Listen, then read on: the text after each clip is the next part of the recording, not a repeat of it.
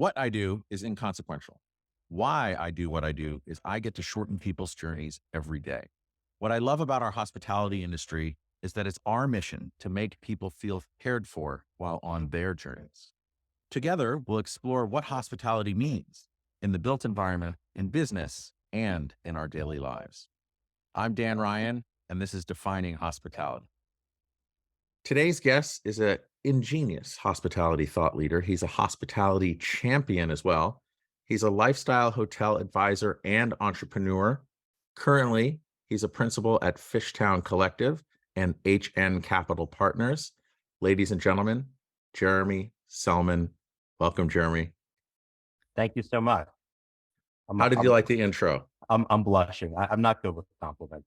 So, and apparently I'm not good with age. I like to think I'm a lot younger than what your intro would suggest. But I realize I'm no longer the youngest person in the room. So Yeah, I've been finding that out more and more. It's funny you say that. It's been happening with greater and greater frequency. I make these pop culture references in meetings or whatever that I'm sure everyone knows, like something from Ferris Bueller's Day Off or Star Wars, or, it's just part of that like collective unconscious or consciousness.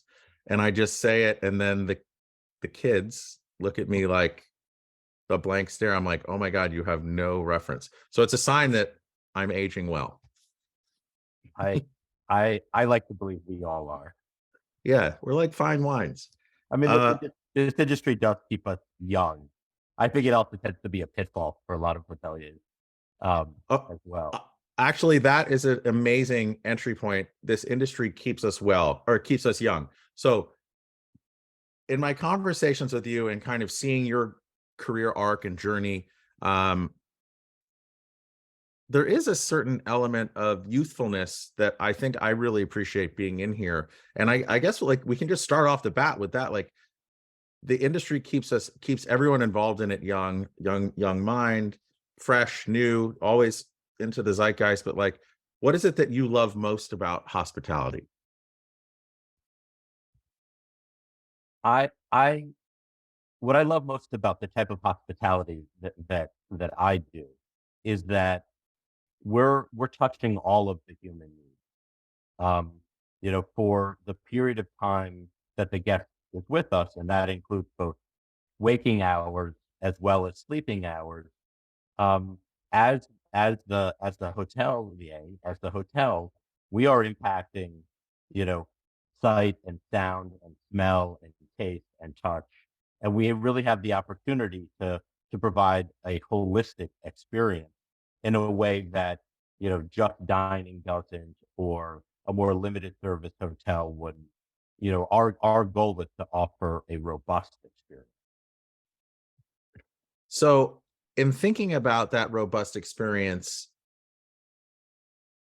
I mean, the track record that you have and the brands that you've been a part of creating, like, I think in the lifestyle, independent boutique space, however you parse those out, I think those initiatives, I think really changed the trajectory of what those three nebulous parts of hospitality are. So when you think about those senses of the sight, sound, taste, and touch, I know you have to account for all of them, but is there one sense in particular that you found the most meaningful in creating the Nomads or the lines, or everything that you're up to now down in Fishtown? Like, is there one of those you try and you weight more heavily? I think it really depends on the on the experience that we're trying to to create. Those are not goals in themselves. They are tools that we can use, or they're a filter by which we make decisions so that we can ultimately produce emotion. And so the goal is emotion. So, if we want somebody to feel at home, we may think about something in a way, and amp up a a taste, or amp up a touch in a way that's different than if we want somebody to be thinking about, fun and an evening experience, in which case maybe we amp up the sound a little bit. A lot of what home is about is quiet and calm. A lot about what going out is about, kind of energy and noise. When we step out of our homes, we're engulfed in sound that we don't otherwise experience when we close the door. And so I think it really ends up being like, what is the goal from an emotional standpoint, from an experience standpoint? And those are levers, like those senses are levers that we can adjust to kind of produce different emotions and different experiences. So it's interesting in that many of the conversations that I have on defining hospitality, it has to do, especially on the built environment and creating a built environment. It's okay, what is a thesis? What are you trying to accomplish? And a lot of it is how you make others feel, right? That's coming up a lot.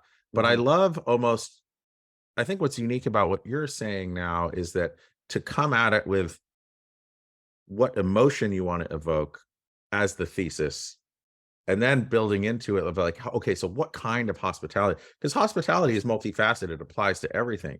Um, but I love how you're setting it up about like, what's the emotion that you want to evoke?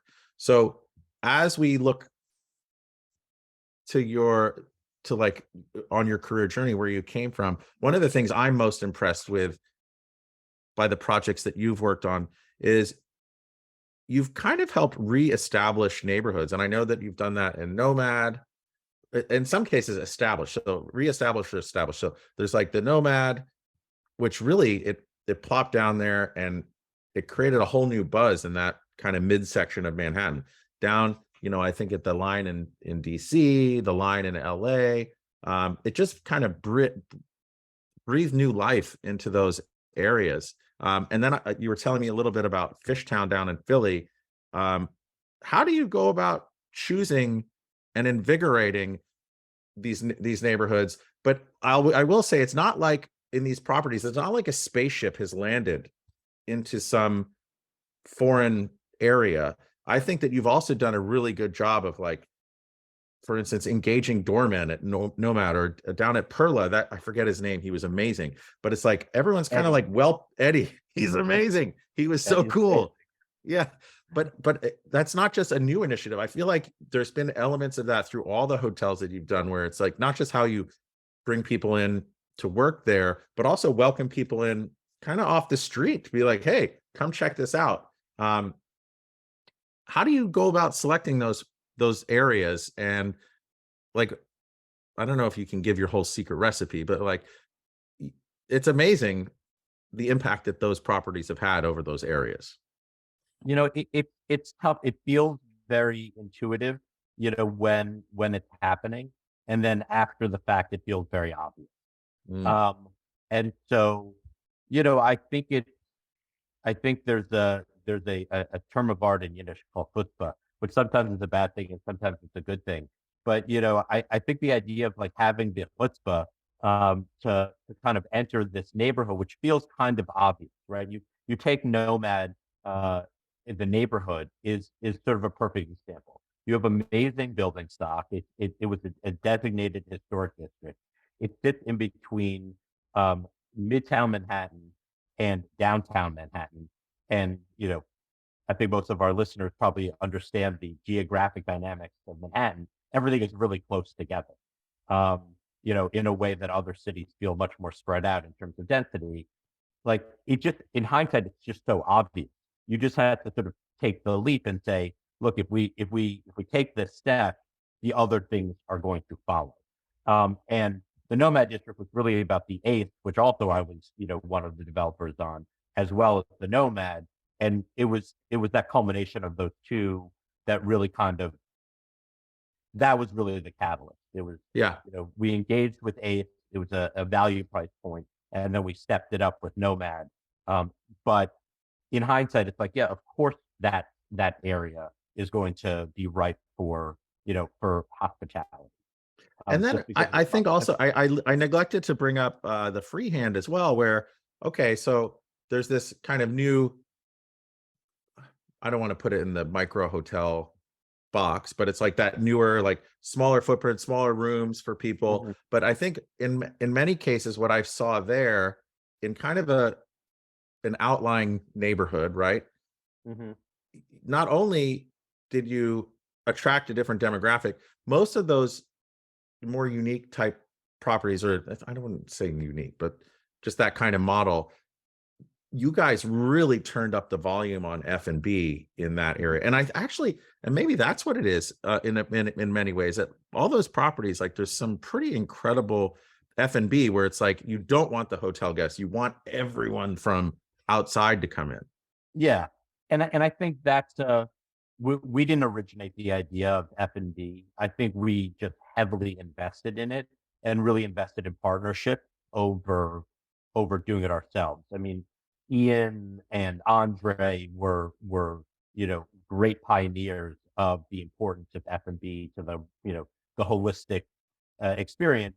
They tended, Ian had some liquor license issues he had to address, but they tended to be, highly in control of those experiences, either directly or through intermediaries. Whereas I think we were much more embracing of a partnership, but the idea was there. The rooms are about people from out of the city, and the F&B was about a place where travelers and locals could come together. In places like New York and LA and Miami, the bar to attract locals is very high. And Yeah. so you need to really invest in it. You really need to commit to it.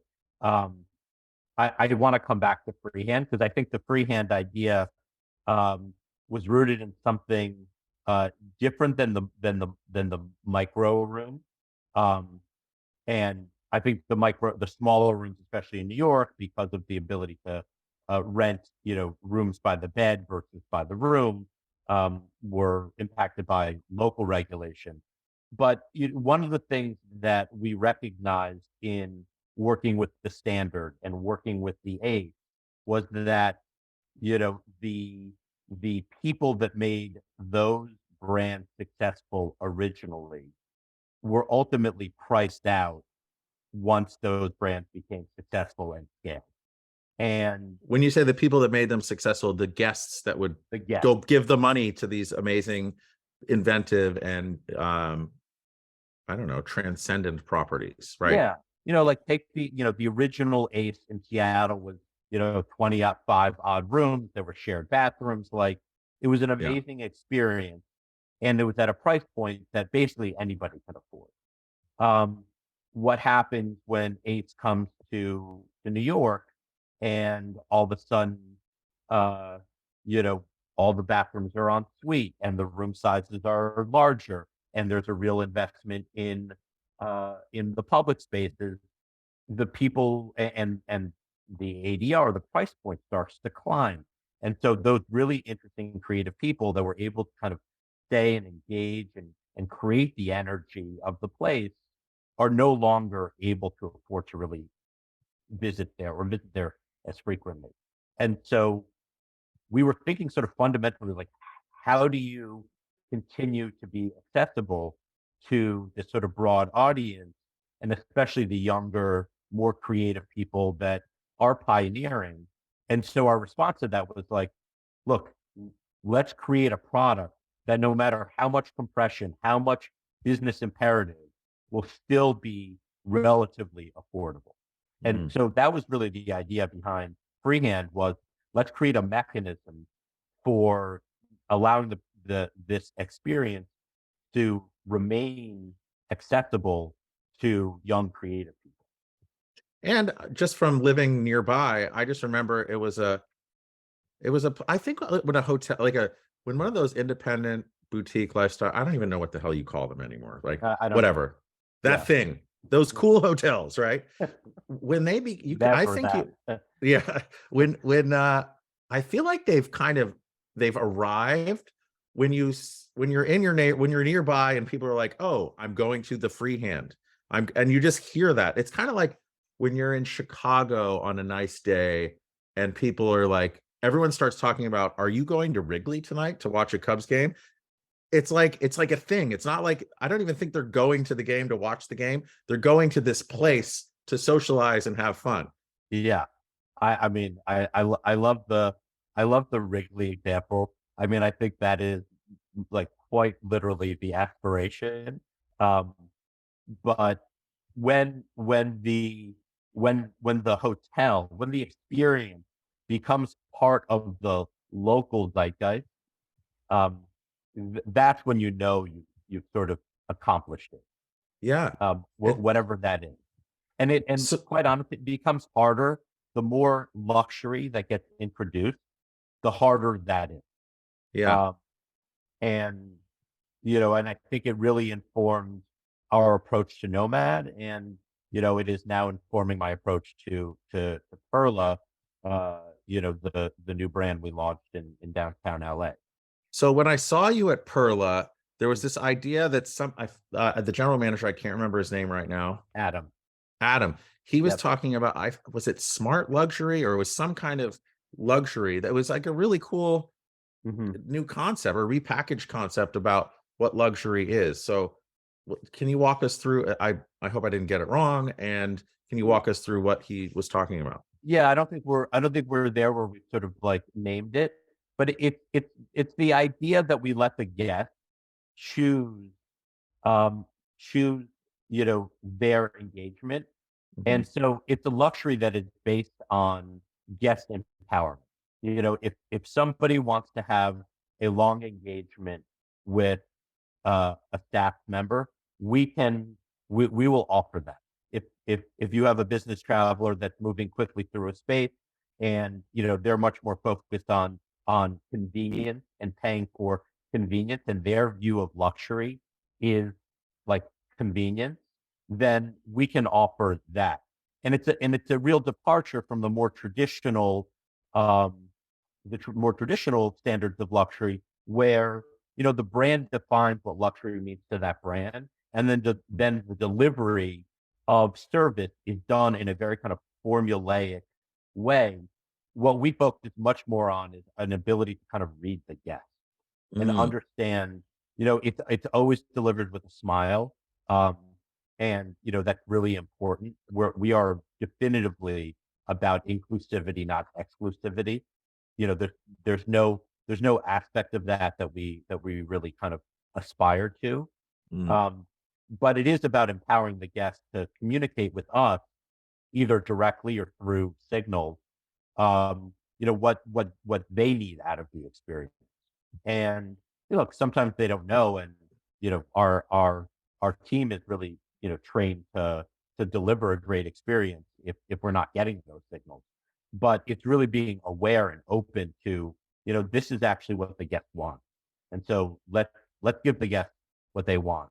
Um, and so like that's kind of how we view it, and I think that makes it much more like that's the lifestyle part of lifestyle luxury, because it's not our lifestyle, it's their lifestyle.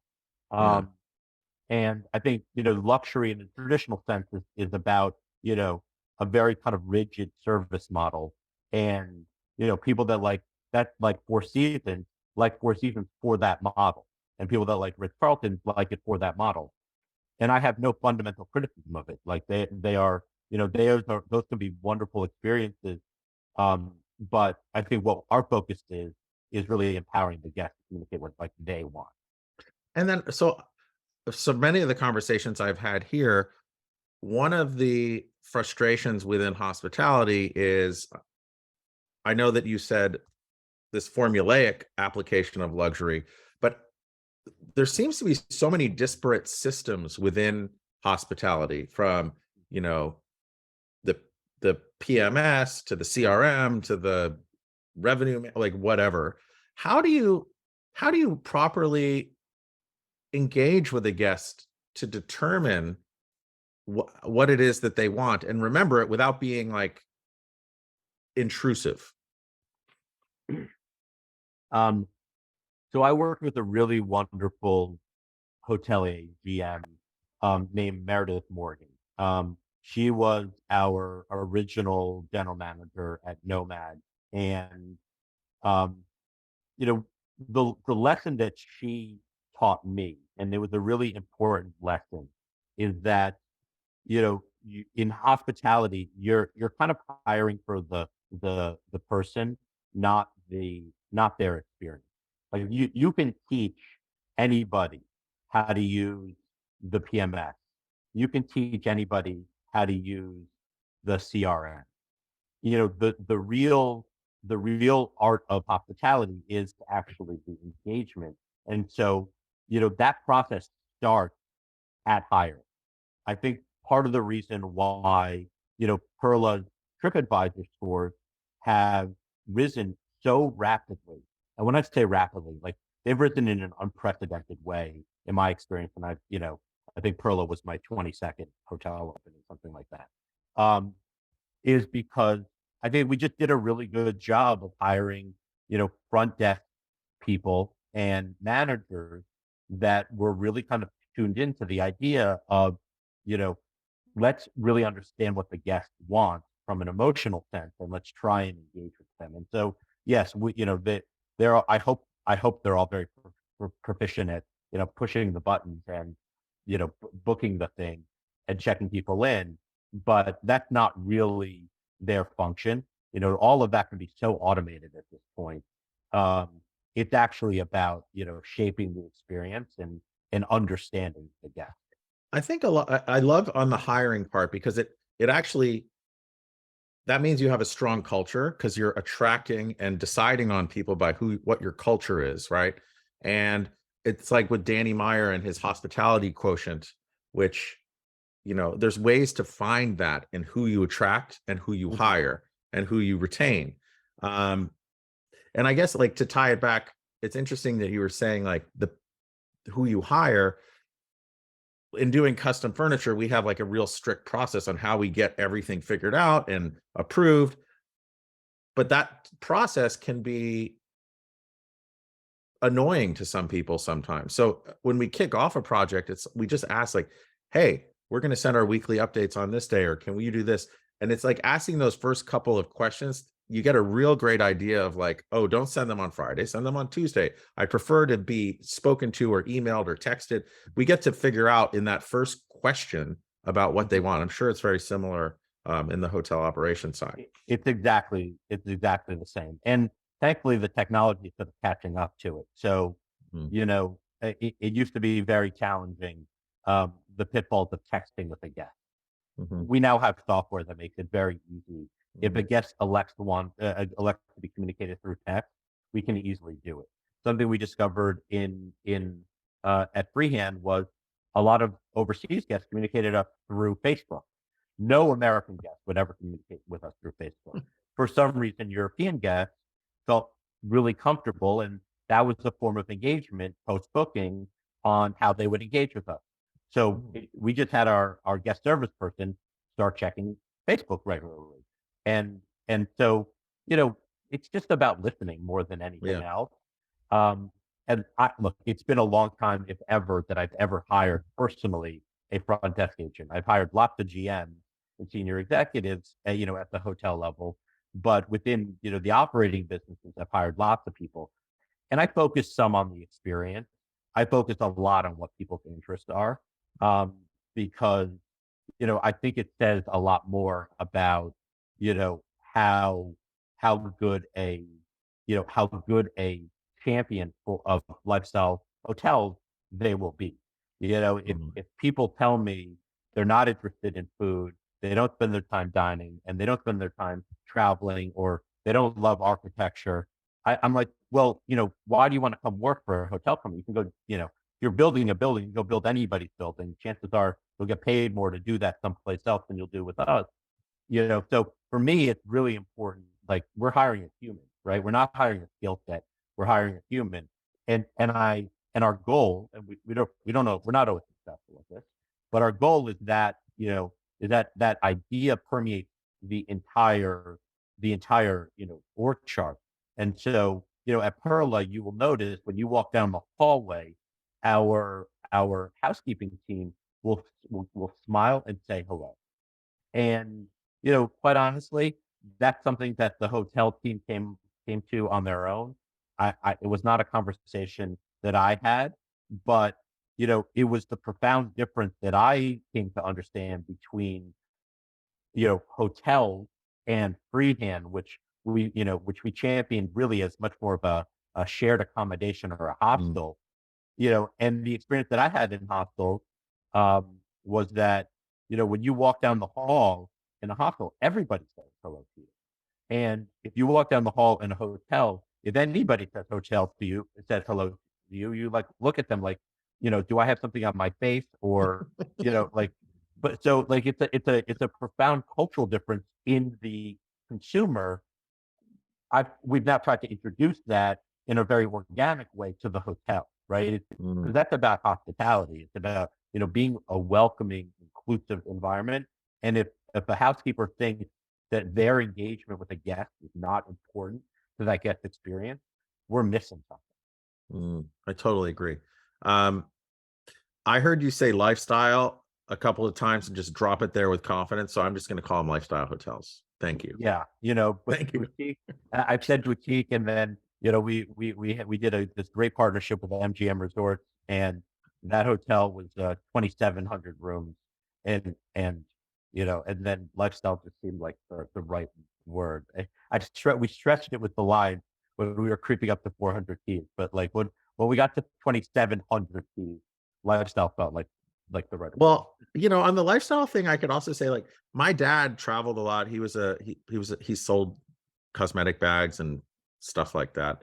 But Mhm. he would always stay at Marriott Courtyards. He liked them because no matter where he was, he always knew the iron would be where it would be, the sink would be where it be. Like he just liked that. It's not me, but that's his lifestyle. So in in some way, you could say that Courtyard is a lifestyle hotel because it caters to my dad, who really liked having the iron in the same place Yeah. everywhere he stayed. Look, I mean, I think that was ultimately, uh, um, I think that was ultimately the appeal of the brand for so long was, Yeah, in an opaque world, they offered a lot of transparency into the experience. If you were in Istanbul, Las Vegas, New York, or Shanghai, that Marriott experience is going to be very consistent. I think what the I think the rise of the lifestyle hotel corresponded with uh, with with the proliferation of information, i.e., the internet.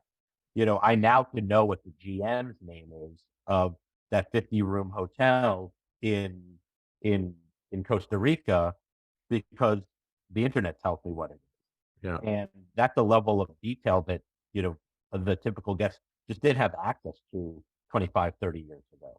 So I think more than anything, that's really been why, the lifestyle hotel business has grown. And, you see in the last cycle where all the acquisitions were, they were of the kind of traditional hotel companies buying lifestyle brands, um, because, you know, because that's what guests want. totally. They want both things, right? Like they want the reliability, and that's what your father was talking about. Like, Yeah. but they also want to have the engagement with the place. Hmm.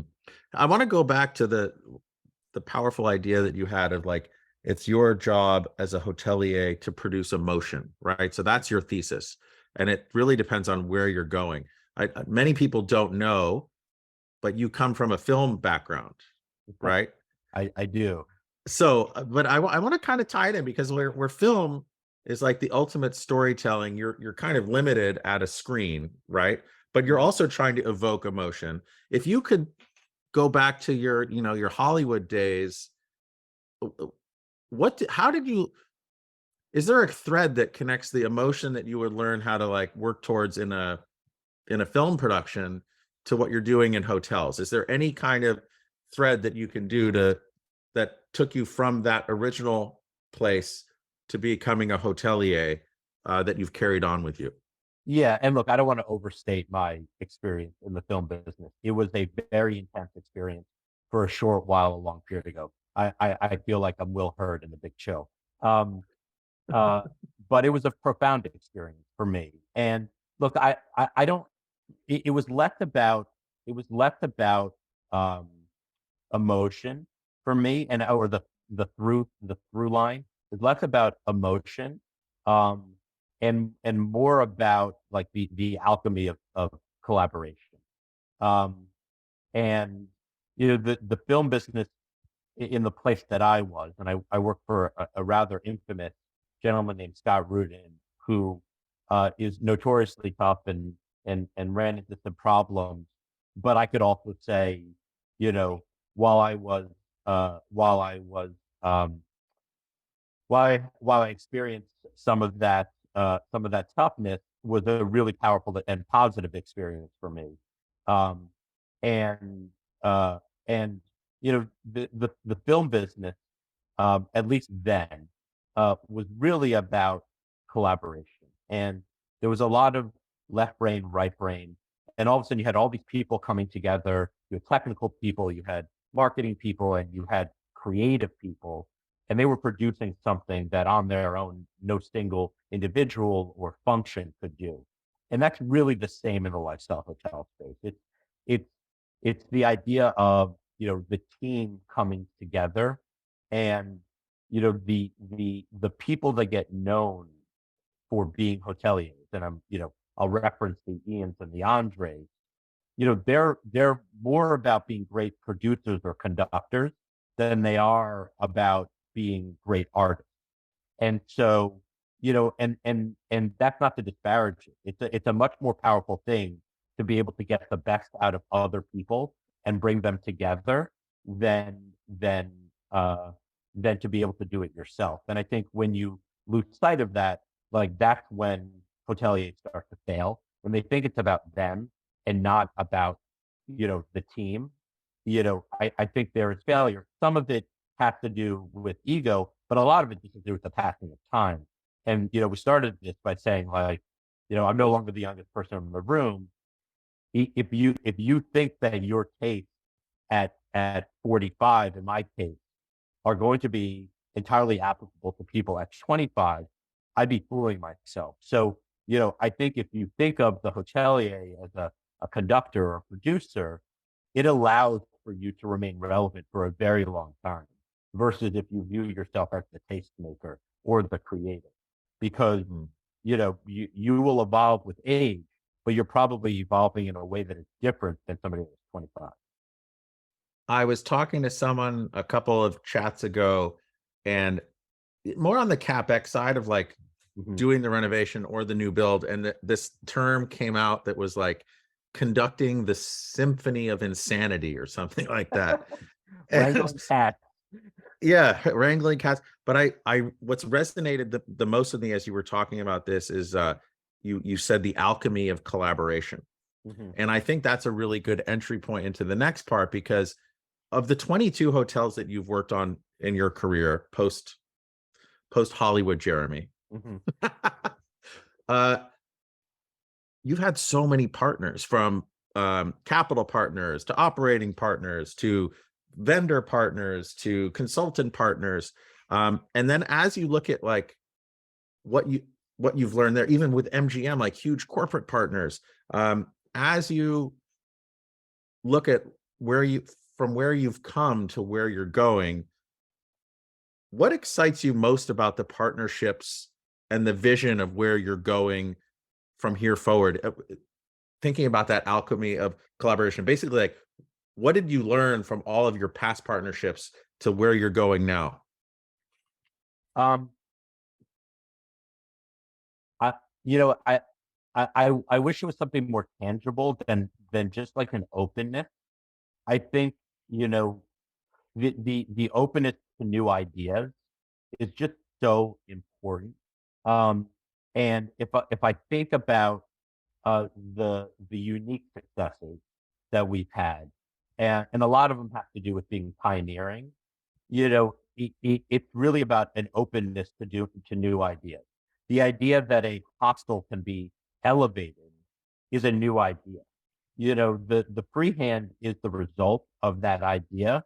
But if we weren't open to it, if we didn't have partners that believed in it, and partners that were excited by it, and those partners were, boring banks to, really interesting and aggressive financial partners, and as well as operating partners, it would never come to light. And so, and the same thing holds for the Ned. Soho House was an amazing, amazing idea, that had been rooted in the idea of a space where creatives can come together. I mean, that is the idea. And Soho House has become this really amazing and powerful machine. Um, but it started from that idea. And so, the Ned was like, will people show up to this in the middle of the city? And all we heard is like the city is dead from, Friday afternoon to Monday morning, and every night by 7 o'clock it's dead. And so, like, why on earth would you open up, 50,000 square feet of food and beverage space plus a membership club in the middle of the city? And we kind of looked around and we saw, how successful Soho House was in Shoreditch, which is, less than a mile away. And the influx of, Bloomberg coming in, and and and we said, okay, we should be open to this idea here. Mm. And if we were closed off to the idea, we never would have even started. And so, for right now, I'm thinking a lot uh about the future in terms of like what idea should I be open to? And I think COVID has presented so many interesting challenges and opportunities. I sound like a business consultant. But I think the challenge of the industry is really to understand, like, you know, which of these trends are more perpetual. I mean, definitionally, a trend is not perpetual, but which of these trends are more long lasting, and which of these trends are a very short term reaction to a very intense moment in time. Um, and so, like that's how I'm thinking about the future is, Mm. where are the opportunity, like what opportunities should I be listening to? So, is it building another urban hotel ground up in the middle of Manhattan? For a lot of people that feels kind of revolutionary right now. Um, and I'm not dismissing it. I'm spending a lot of time, on one particular project, thinking about like who is the audience for this today, and who will be the audience for this in the future, and is this something that that we, the capital markets, should be listening to. I think the kind of the drive to business is another question that's sort of sitting out there. If you Mm. look at where capital has flowed, during COVID, it's been to both luxury and more value oriented products in drive to markets. How sustainable is that? And or how fleeting is that trend? And so, like that is really how I'm spending my time strategically.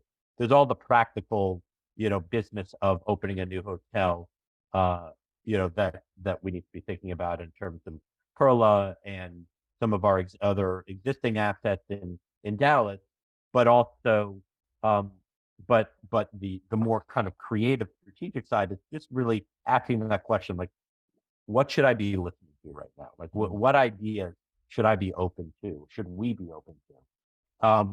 And And actually, as you're talking about what ideas that you should be open to, I think what I was struck by most when you and Vipin were up being interviewed by Daniel Del Olmo in that and, at the and for everybody's Perla. benefit, Vipin Nambiar is my partner. He's the founder and senior principal at HMCP. Um, a wonderful guy, and is definitely the more sort of disciplined financial person of the two of us. So there's Right. a real balance between us. Right. But that's what struck me the most about that conversation was you are bringing in so many of these ideas. And oftentimes I found like the financial partner could be, very binary, black and white. But it seemed to me you guys spent so much time talking about both of you being open to ideas and having a really honest and fr- frank dialogue, which I'm sure you would have with any partner. But there was something about how you guys were talking to each other and talking to the audience that I felt like there was something a bit more open-hearted about it. I don't know really how to I don't know what the word is. I just got a feeling that it's a very special partnership. It is, and I spent some time reading a book by Michael Eisner that was about partnership, and it really affected me um, in terms of understanding the power of partnerships at that executive level. Um, you know, Michael Eisner is very honest um, about his own success and and and and the influence that Frank Wells had on his success. And they were sort of set up initially to be competitors, and they ultimately ended up being wonderful partners. And so, look, I have played the financial disciplinarian many times. Like my role on the Ned was much less creative and much more about providing guardrails and structure around what ended up being an incredibly complicated and expensive project. It was the exact opposite of my role at MGM, where I was supposed to be coming with the ideas and the collaboration, and the financial discipline was much more of a corporate function of MGM. Um, but I think having people with the ability to traverse those two things, the Venn diagram between my skill set and Vipin's skill set is showed a tremendous amount of overlap. Mm. Um, so it's not that we don't have the capability; it's just the sort of role that we play in the partnership. And I think that's a really important distinction. Vipin is an incredibly creative person in his own right. He's a trained architect, um, but his role in our partnership is the one that's really focused on the capital structure and the discipline. And mine is the one that's much more focused on the creative collaboration and the product. It doesn't mean that we're not capable of doing the other, that we don't find importance and value in the other function.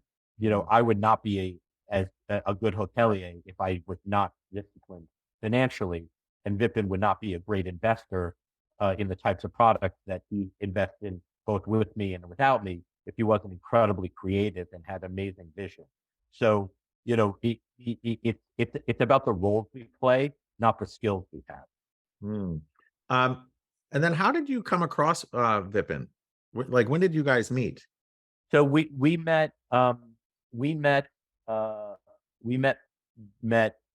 in the month between my departure from Sidel at the end of Q3 2019 and uh, and COVID and the start of Oh, COVID. Um, and we were working with a bunch of other really wonderful partners on a project in Dallas. We were both brought to the partnership by others and just kind of gravitated towards each other. Um, and unfortunately, when that deal fell victim to COVID challenges, he and I stayed in touch and continued to look at opportunities together. And after about a year or so of doing that, decided to kind of really strategically pursue things together. mm, And so that was the genesis. It's it is now a 3-year relationship as time compresses in really remarkable ways.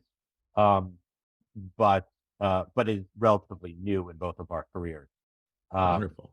but I think we both had Vipin left, the Hunt Enterprises in 2017. I left Sidel in 2019, and I think we both saw the value in working with larger organizations, but also the importance in going out on your own of finding partners that you can really trust and have like a real emotional alignment with, as well as sort of a financial alignment. So, Mm.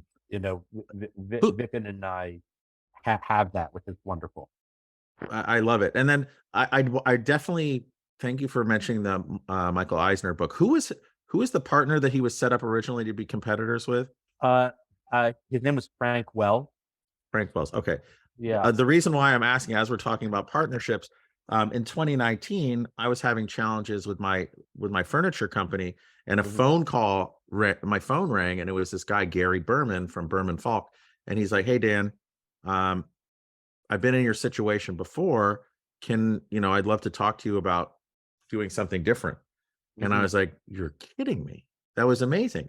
And now, so thinking about, and I've never had partners until recently, and I Mhm. guess we're entering our fourth year now, almost to the day. So it's 2019 to now. But being able to find those 1 + 1 = 3 or 5, where it's like an accretive union. I mean, It's that's it's the really alchemy of amazing.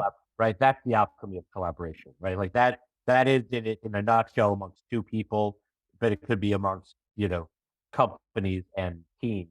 But that's what I'm talking about. When you can add 1 + 1 and get 8, you know, that's value created. Um, So what's the biggest uh what's the looking back metrics on that 1 + 1 = X? What's the mhm. largest, what projects that or collaboration that you've worked on in your life, in your career, yielded the largest X? It's it's probably the Ned and the Ned in London. And I think, the value there is really hard to determine in a in a COVID world. I can talk about the trending X as of, Q1 2020. That was the greatest.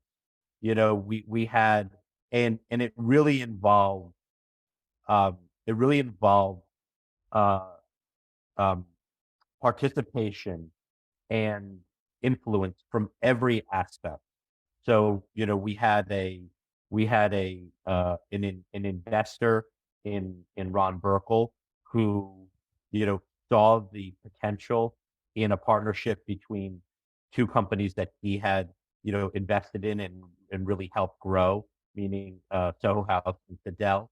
Um, he had trust and faith that we would be able to create something that sort of broke the the understood constraints of the city. We had a ground landlord um, who was willing to make a substantial investment alongside Ron in terms of a structure there that was really beneficial to getting the project off the ground. Um, and we had Sidel and Soho House who each had to play their part. I think Soho House had to think about, membership in a way that was different than their sort of historic creatives only. Um, and Sidel had to go into a new market and really believe that, we could apply the development discipline and know-how that we had in the States in this sort of foreign land and, and partner with somebody like Soho House, who, you know, was known for creating really wonderful products, but sometimes having a bit of a rocky road getting there. And so, it took a lot of faith and collaboration to get there. And, I'm not at liberty to talk to specific values there, but, the returns were monumental, um, or they were trending in a monumental way. Infinity and beyond. Yeah.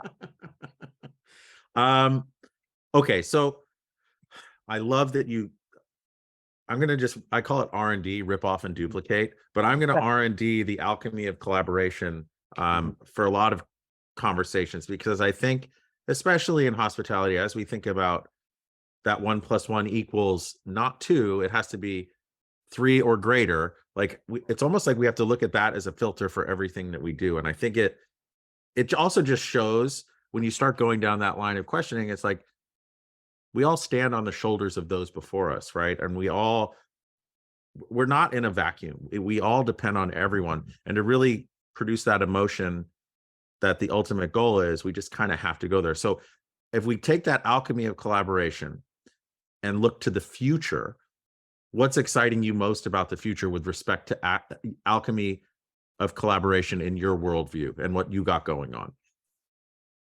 Um, well, I am taking the opportunity of not having a 3,000 person company, which is what, Sidel became, um, to focus in on some smaller projects.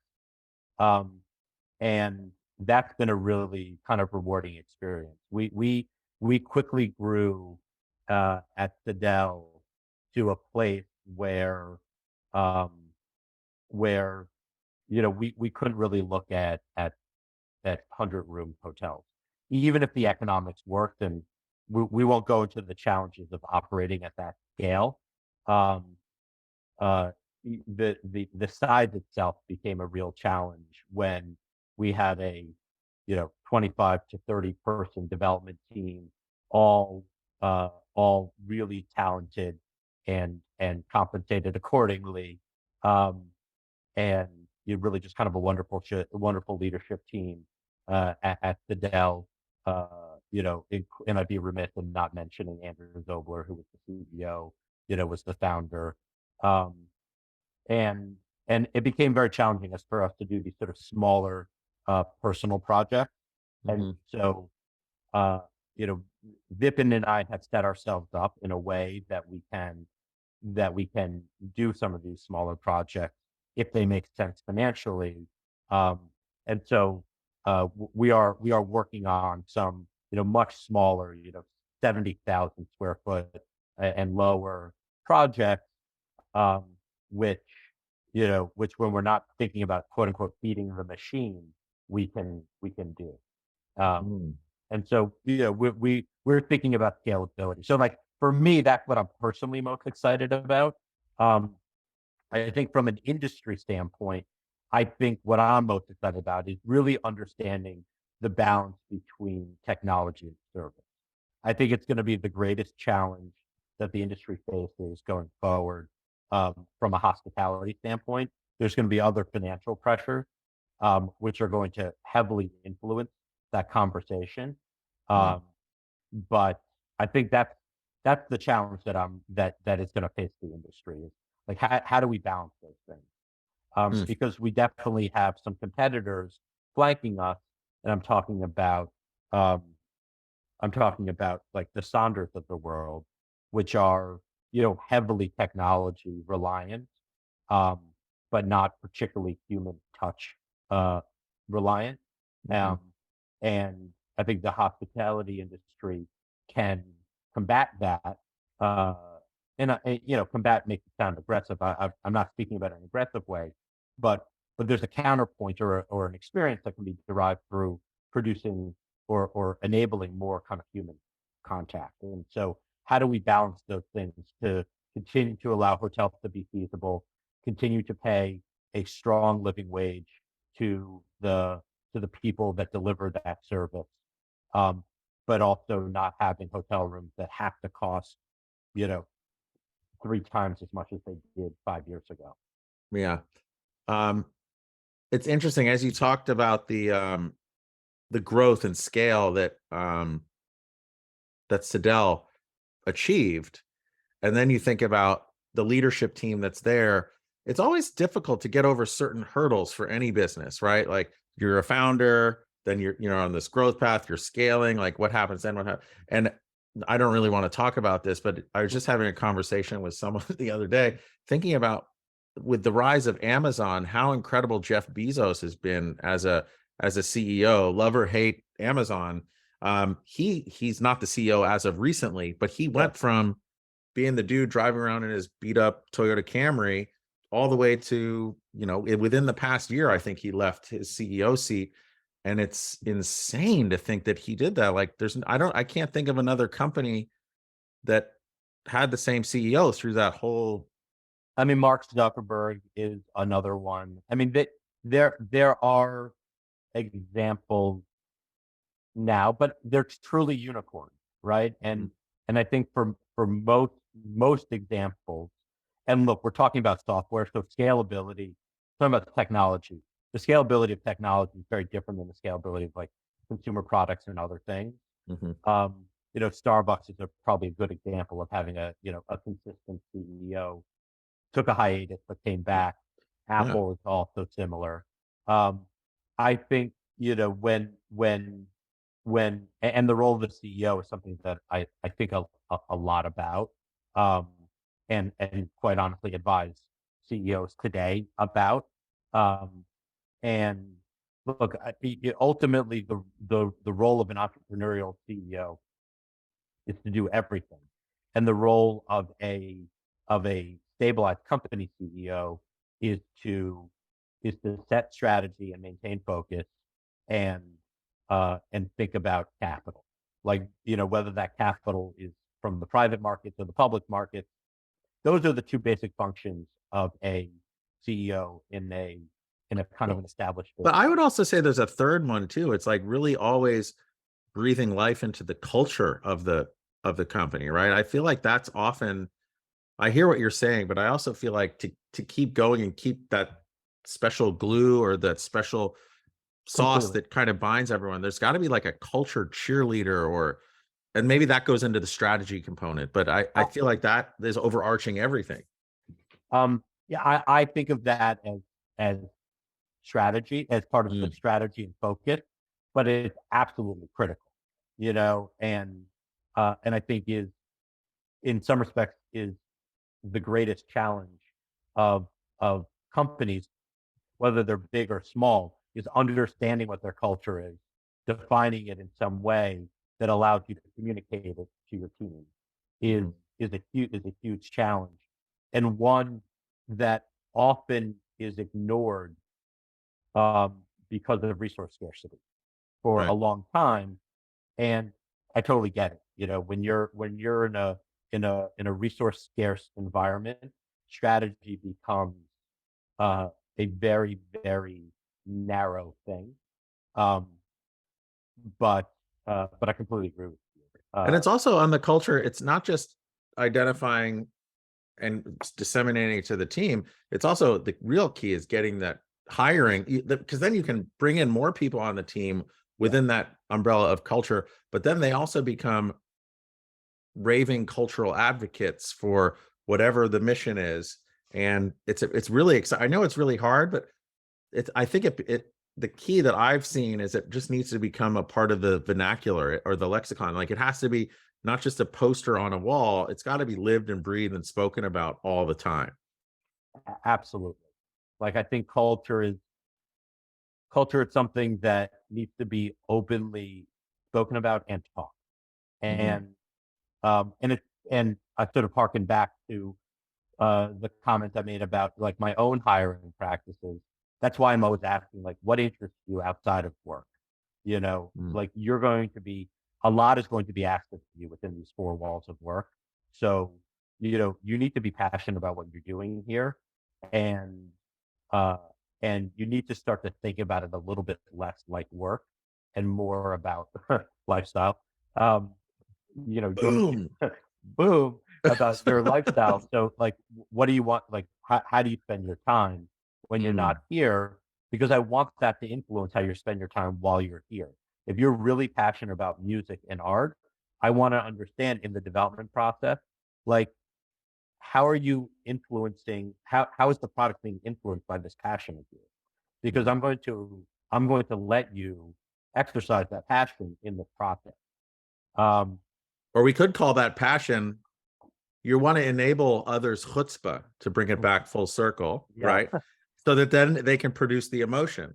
And I yeah. guess, and I guess maybe I'm walking away like from this conversation with you, just thinking about, it's like, I think that's a really powerful concept. I know I was doing it kind of tongue in cheek there, but enabling and empowering those to bring out their own emotion, to bring out the best emotions of others, like that is really what the secret sauce of hospitality, or really anything, is. And that's why I think hospitality is applicable to absolutely everything. Yeah. Well, we're So, seeing it, right? I yeah. mean, there's a whole different conversation, the confluence of lifestyle hospitality and everything else. Mm, But but I think you're 100% right. I mean, it's not limited to hospitality. You totally. know, you don't want somebody that's working for you that's not passionate about furniture design, Mhm. right? I mean, if they go home at night and they burn furniture, like, that's probably like, in an extreme example, they probably should not be working for you. Um, Totally. but if somebody likes to go out and eat a lot, and they experience lots of different restaurants, like, think about how powerful their point of view on the quality of seating will be. Yeah. And I know it's something I learned a lot from Nick Jones about. It's just like, what is the nature of the seat? Like, how does it feel when you're sitting here and eating? And the amount of prototyping we did for seating at the Ned was intense. And sometimes I thought ridiculous, but I think the end result was like people really enjoyed sitting in our seat. Yeah. And, and that meant they were buying more and drinking more. And so that was, that was a powerful lesson. Did you happen to check out Soho Farmhouse while you were out there? Yes, Oh, I have visited. it's amazing. It, It's it so is, cool. it is really amazing. Yeah. Um, well, Jeremy, I know that we could keep talking for hours, but I want to just um, be mindful of your time and just express my extreme gratitude for your time. Like, if people wanted to learn more about what you're up to, what's going on, what's the best way for them to get in touch with you? For right now, the best way is through LinkedIn. It's just my name, Jeremy Selman. Great. You can find me there. Yeah, we'll put it in the show notes as well. Yeah. But I really appreciate this conversation so much for the ideas of collaboration and producing emotion. And thank you for helping me think a little bit differently about it. And like, this has been just wonderful. So thank you. This was amazing. Thank you so much. I really loved this experience. Thank you. And then I also want to thank our listeners because, again, it gets boring saying this, but I'm going to keep saying it because it's fucking awesome. Our listenership grows every single week, which just tells me that we are not bound to the confines of the hospitality industry. I think that it's really resonating. These talks about hospitality, emotion, collaboration, the built environment, it's applicable to everything. So if this changed the way that you think about hospitality or just life, please pass it on to a friend. And thank you, everyone. We will catch up next time.